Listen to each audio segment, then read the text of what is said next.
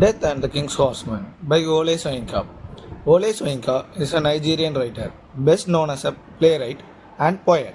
He has written 3 novels, 10 collections of short stories, 7 poetry collections, and 25 plays. He is widely regarded as one of the Africa's greatest writers. He was awarded the 1986 Nobel Prize in Literature.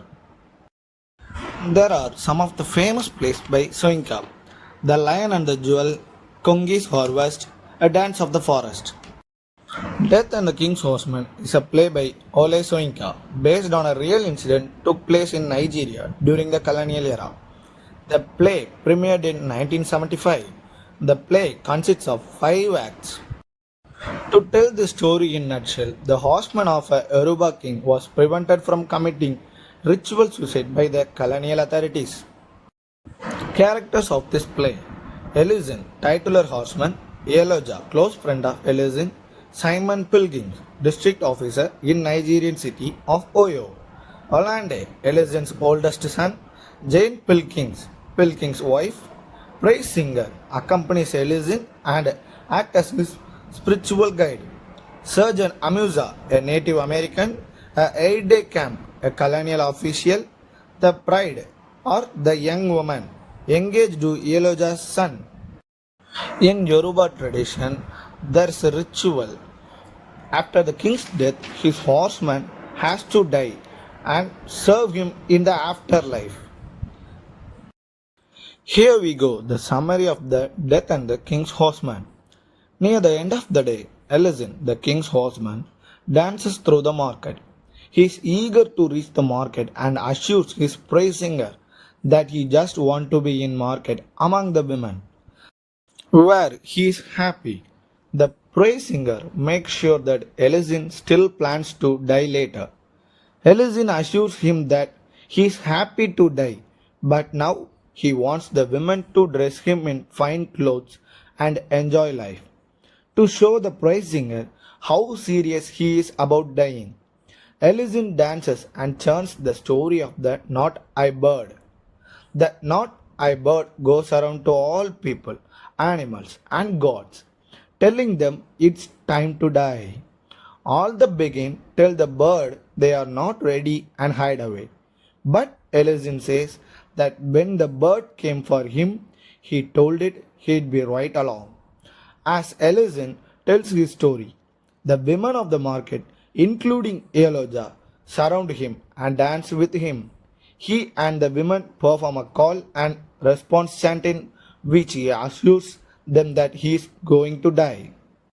Ellison, the woman, and the praise singer discusses how honorable Ellison is, but Ellison takes offense when the women praise him. They are not sure what they said wrong, but Ellison finally admits that he just wants them to dress him in fine clothes. Ellison catches sight of something in the distance, and the distraction, a beautiful young woman, walks into the market. The praise singer thinks that Ellison is going crazy when he begins to talk about possibly being dead already. They discuss Ellison's reputation as a ladies' man, and Ellison asks about who the woman was. Elijah hesitantly explains that the woman is already engaged. This annoys Ellison, but he persists and says that since it's his last day on earth, he should be allowed to marry her, convince a child with her, and leave this as a parting gift. Though Elijah tried to convince Ellison that this is a bad idea, she finally gives in. Later that evening, at the district officer's house, Simon Pilkins and his wife, Jane, tango through their living room. They are dressed in Ugandan costumes. The local surgeon, Amusa, arrives with news, but it's distraught when he sees the Ugandan. He refuses to look at Pilkins or tell him anything, which makes Pilkins very angry, especially since Amusa is a Muslim and, in Pilgrim's understanding, shouldn't be upset about this. Finally, Pilgrim tells Amusa to just write down his report. Amusa's report is disturbing. Ellison plans to commit suicide. which Amusa says is a criminal offense. Pilgrims and Jane believe Elysian is going to murder someone, and Jane suggests they skip the costume ball later to deal with disturbance. Pilgrims decide to just arrest Elysian. They call for their houseboy, Joseph, who explains that Elysian is going to kill himself so he can accompany the king who died a month ago to the afterlife. Pilgrim says he has history with Elysian. He snuck Elysian's oldest son, Orlando, out and sent him to England to train as a doctor 4 years ago. Despite Elysian insisting that Orlando needed to stay from some ritual, the reason that this is the ritual, and Jane realized that Orlando would be the next king's horseman. Joseph excuses himself when pilgrims call the natives devious bastards. Pilgrims calls Joseph back to explain what the drumming is about and is angry when Joseph says he can't tell. It sounds both like a wedding and a death. Joseph leaves again and Jane declares that they need to stay home and deal with this. Pilgrim sends Joseph to the police station with a note, tells Jane to put her costume back on, and shares that the prince is going to be at the ball, so they have to go. Back in the market, Amusa and his constables try to get through a group of women to enter a stall that's draped in rich cloth. The women insult Amusa for working for the English, mocks his virility, and accuse him of trespassing. They refuse to let him any closer to Elysian and say that Elysian will prove himself more powerful than the white man by killing himself. Yeloja arrives to mediate the situation, but joins the women in insulting Amusa. Several young girls take matters into their own hands. They steal the officers' batons and hats, and then act out of a scene which they are Englishmen discussing the lying natives and the horrendous weather. This insults and embraces Amusa, but Yeloja refuses to come to his defense. Finally, Amusa and his constables leave. The women dance and celebrate the gala as Elysian steps out of the stall. He has just had sex with his new wife and says that the future lies with his child that the bride will bear. Elysian begins to listen to the drums, narrate what's happening, and dance toward death. The women with him as he says that king's dog and horse are dying. And then the praise singer reminds Elysian of what he must do. Elysian sinks deeper and deeper into the trance, and the praise singer tells Elysian that if those on the other side don't honor him properly, they will welcome him back. At the ball, the band plays music to introduce the prince. The prince is taken with the Igangan costumes, but the resident soon pulls pilgrims outside to explain a note that arrived from Amusa about Elysian's suicide. The resident reminds pilgrims that he need to be vigilant in order to support the empire. And when Amusa arrives, the resident asks if Amusa is part of the riot. Pilgrims tries to get Amusa to give him report, but Amusa again refuses to speak to him in the Igangan costume. Pilgrims dismisses Amusa as the clock strikes midnight. He and Jane wonder if this is the moment that Elysian will kill himself, and the pilgrims runs away. Orlando, who has returned from England, finds Jane outside and asks for pilgrims. They discuss her costume, and though Orlando will look at her, he says she is still doing a disrespectful thing by wearing the Igangan. He explains that she doesn't understand why it's wrong because she's English. They discusses World War II, which is currently going on, and the ethics of killing oneself to save many others. Jane refuses to direct Orlando to pilgrims and is shocked when Orlando says that he is here to bury Elysian and stop pilgrims from trying to stop Elysian from dying. He tries to make it clear that Elysian need to die and is doing an honorable thing, but Jane won't have it. She becomes increasingly upset as Orlando points out of the thousands of Englishmen are dying in the war. Something he suggests is mass suicide. Hollande leads Jane outside to listen to the drums and notes the moment in which Ellison dies. Jane is disturbed by Hollande's calm and attracts the attention of 8-day camp, but she sends him away. Hollande tries to explain why he was so calm, but also attempts to excuse himself to go sit with his father's body.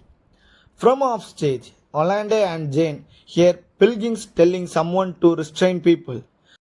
Pilging steps into sight and is shocked when Hollande says that it would have been a tragedy had Pilging succeeded in stopping Alazin. Pilgings refused to let Hollande go see his father and then speaks with the aide camp. He wants to know if he can put Alazin in the cellar where they used to keep slaves. As Pilgings marches away, Hollande and Jane wonder what's causing so much commotion. Their question is answered when they hear Ellison yelling angrily. Ellison races into view but stops when he sees Hollande. He falls at Hollande's feet and Hollande insults his father and walks away. In his cell, Ellison stands, his wrists chained, and looks at the moon. There are two guards in the cell with him, and his pride sits demurely outside. Pilgings tries to talk about how calm and peaceful the night is, but Ellison insists that the night isn't calm by any means. Pilgings has destroyed Ellison's life and the lives of others. They argue about whether Pilgings was just doing his duty or not. Ellison explains that he is not at risk of dying anymore, as he was supposed to die as a specific moment a while ago. He says that he doesn't blame Pilgings, even though he's ruined his life by stealing Hollande and stopping Ellison from doing what he needs to do. Pilgings tries to comfort Ellison by saying that not everything is as bad as it seems. Hollande thinks that this is salvageable.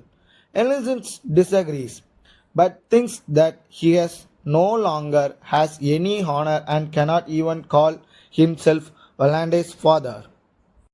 Pilgings leaves, and Ellison tells his pride that he blames her in part of his failure, as she showed him that there are things on earth that he still wants to enjoy, and he didn't want to die. Pilgings and Jane return and argue if Hollande and Eloja should be allowed to visit Ellison. Ellison assures Pilgings that nothing worse than what's already happened will come of Eloja's visiting. Pilgings shows Eloja in and she immediately begins to berate Ellison. She says that he's dishonored himself and the world and reminds him that she warned him this would happen. He tries to explain why he faltered, but she is unsympathetic.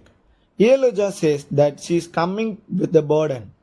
Pilgings tries to show Eloja out, but she refuses to leave and says that Ellison must perform certain things. Their king will be upset in the afterlife, and he needs to let their king go.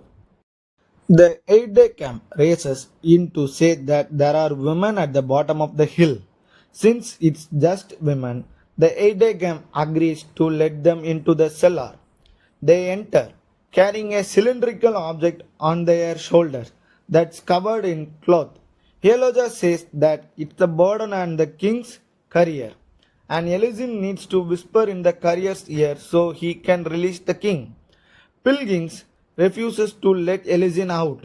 The praise singer reminds Ellison of what his duty was and says that someone else took Ellison's place. The women reveal that the cloth covers Hollande's body, and the praise singer continues to tell Ellison how he has ruined things. Horrified, Ellison flings his chain around his neck and strangles himself. Pilgings tries to resuscitate him, but Eloja tells him to stop.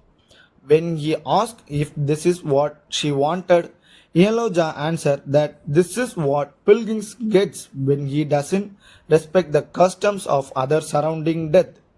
The pride closes Ellison's eyes and pours a bit of dirt over them. And Yeloja leads her way. Yeloja encourages the bride to think of her unborn child. Themes: clash between cultures, Yoruba versus British, disruption of tradition, colonial arrogance.